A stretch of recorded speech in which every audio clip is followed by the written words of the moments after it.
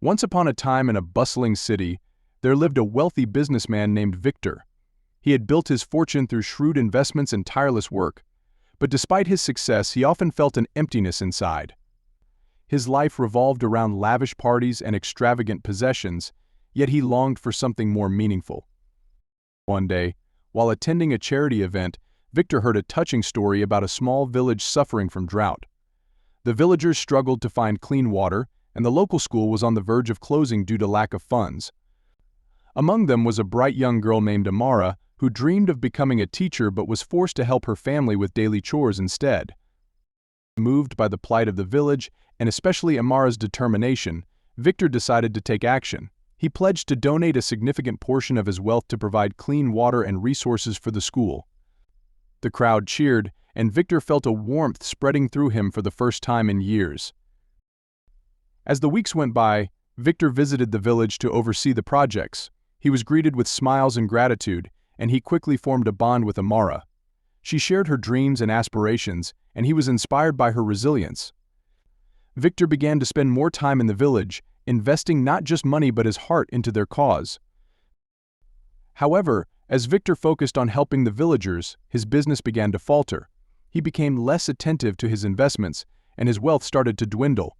Friends and colleagues questioned his choices, warning him that he was throwing away his fortune.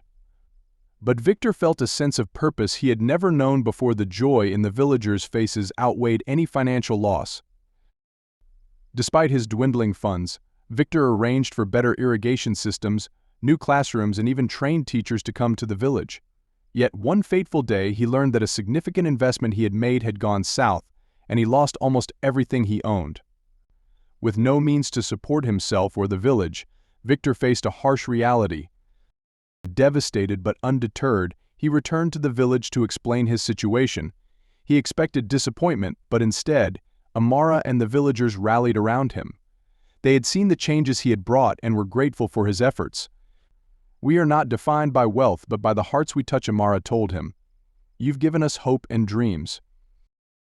With no money left, Victor stayed in the village, helping to farm the land and teach children. His skills in business became useful as he helped the villagers market their crops, turning the village into a small but thriving community.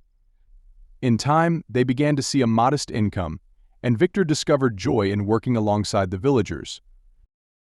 Though he had lost his riches, Victor had gained something far more valuable: a sense of belonging and purpose.